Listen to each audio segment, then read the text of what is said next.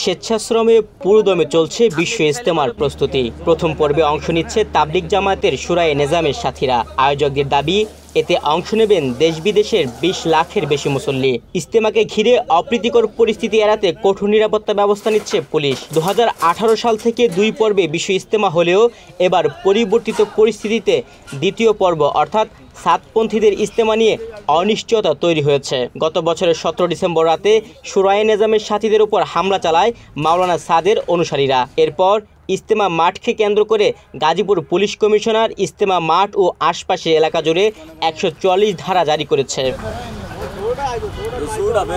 শুরায়ে নেজামের সাথীদের উপর হামলা চালানোর দায়ে বেশ কয়েকজনকে গ্রেফতার করেছে পুলিশ। পরে চলতি মাসের ৭ জানুয়ারি ইজতেমা মাঠে নিষেধাজ্ঞা প্রত্যাহার করেন গাজীপুর পুলিশ কমিশনার। এরপর থেকেই পুরোদমে ইজতেমার মাঠ প্রস্তুত করতেছে শুরায়ে নেজামের সাথীরা। তবে এবার সাতপন্থীদের ইজতেমা নিয়ে অনেকটা অনিশ্চয়তা দেখা দিয়েছে। সরকারের সিদ্ধান্ত অনুযায়ী এবার ৩১ জানুয়ারি শুরু হয়ে ২ ফেব্রুয়ারি শেষ হবে প্রথম পর্বের ইজতেমা। এই পর্বের আয়োজক শুরায়ে নেজাম। এরপর ৭ জানুয়ারি থেকে ৯ ফেব্রুয়ারি পর্যন্ত ইজতেমা হওয়ার কথা।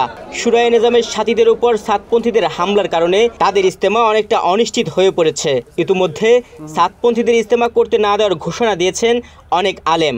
যদিও সরকারের পক্ষ থেকে এমন কোনো সিদ্ধান্ত জানানো হয়নি, সেই হিসেবে আগের তারিখেই ইজতেমা হওয়ার কথা।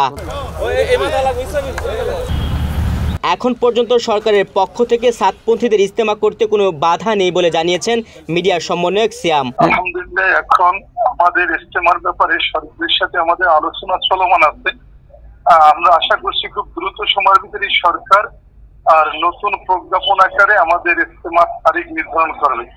যতক্ষণ পর্যন্ত প্রজ্ঞাপন আকারে তারিখ নির্ধারণ না করে ততক্ষণ পর্যন্ত আমাদের যে পূর্বের তারিখ আছে সেই তারিখ এখন পর্যন্ত সরকারি সিদ্ধান্ত মোতাবেক বহাল আছে। সেই তারিখকে তো সরকার কোনো প্রজ্ঞাপন দিয়ে বাতিল করে নাই। অতএব সরকারের সাথে আমাদের বৈঠক হয়েছে এবং যে ইজতেমার তারিখ ছিল ৭, ৮, ৯ ফেব্রুয়ারি, সেই তারিখ এখন পর্যন্ত চলমান আছে। তবে আমরা আশা করতে আছি যদি এই তারিখ পরিবর্তন হয় তাহলে নতুন আমাদের সাথে তারিখ, যে তারিখ সরকার ঘোষণা করবে সেই তারিখ ঘোষণা করে পূর্বের তারিখ বাতিল করা হবে। কিন্তু ইজতেমা আমাদের ইনশাআল্লাহ হবে, এ ব্যাপারে কোনো সংশয় সন্দেহ থাকার কোনো অবকাশই নেই। সাতপন্থীদের ইজতেমা করার কোনো নৈতিক অধিকার নেই বলে মনে করেন শুরায়ে নেজামের মিডিয়া সমন্বয়ক হাবিবুল্লাহ রায়হান। হযরত উলামায়ে কেরামের পক্ষ থেকে যেটা জানানো হয়েছে এর যথোপযুক্ত বিচার হচ্ছে তাদেরকে নিষিদ্ধ করা হবে। যখন একটা দলকে নিষিদ্ধই করা হবে, যখন একটা দলই থাকবে না, তখন তাদের কর্মকাণ্ড, তাদের ইজতেমা, তাদের জোরে কোনো প্রশ্নই আসে না। এবং সরকারের ঊর্ধ্বতন কর্মকর্তার সাথে হযরত উলামায়ে কেরাম, বাংলাদেশ শীর্ষস্থানীয় উলামায়ে কেরাম বৈঠক করেও এই দাবিটা জানিয়েছেন। আশা করি ইনশাআল্লাহ সরকারের পক্ষ থেকে একটা সুন্দর সুষ্ঠু সিদ্ধান্ত আসবে, যেটা আপনারাও জানতে পারবেন, আমরাও জানতে পারবো, পুরো দেশবাসী জানতে পারবে। ধন্যবাদ। তুহিন ভুইয়া, বাংলাদেশ প্রতিদিন।